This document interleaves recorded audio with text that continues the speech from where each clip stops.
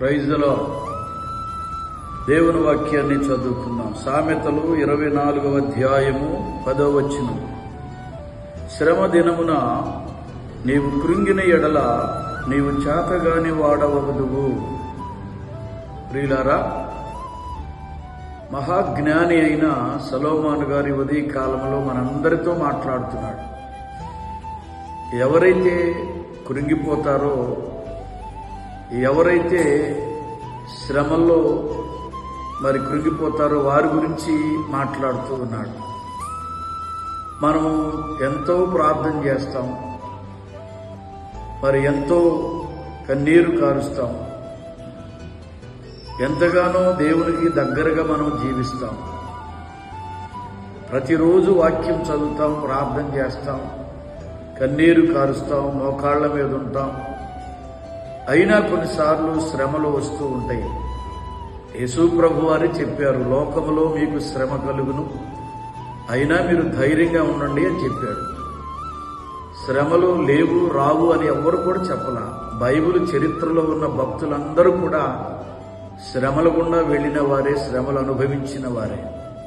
కనుక మనం ఎంత ప్రార్థన చేసినా శ్రమలు వస్తూ ఉంటాయి, ఎంత వాక్యము చదివినా శ్రమలు వస్తూ ఉంటాయి, ఎంత బోధ చేసినా శ్రమలు వస్తూ ఉంటాయి. కాబట్టి ఇక్కడ వాక్యం చెబుతుంది, శ్రమ దినమున నీవు కృంగిన ఎడలా అన్నట్టు. మనం సహజంగా మనుషులు కాబట్టి, బలహీనులు కాబట్టి శ్రమలు వచ్చినప్పుడు కృంగిపోతాం. కానీ చాలామంది భక్తులు బైబిల్లో శ్రమల్లో కృంగిపోయినట్లుగా మనం చూడం.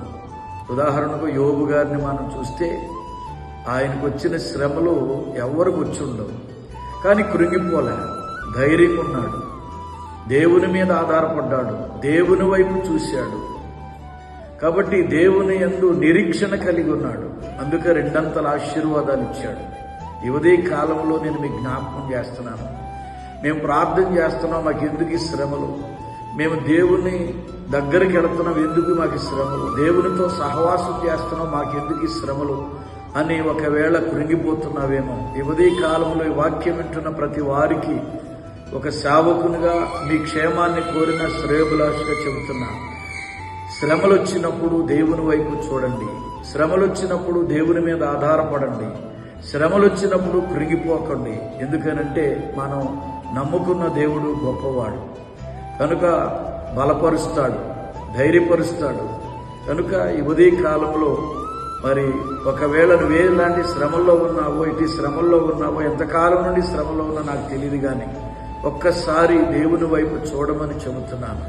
కనుక ఈ మాటలు వింటున్న వారు ఎలాంటి శ్రమలు వచ్చినప్పటికీ మీరు కృంగిపోకుండా నిరీక్షణ కలిగి, విశ్వాసము కలిగి, దేవుని వైపు చూస్తూ దేవుని మీద ఆధారపడాలని, శ్రమల నుండి తప్పించగలిగిన దేవుని వైపు చూడాలని ఈ ఉదయ కాలంలో నేను మీకు జ్ఞాపకం చేస్తూ ఈ మాటలు ముగిస్తూ ఉన్నా. దేవుడు మనందరిని దీవించునుగాక. ఆమేన్.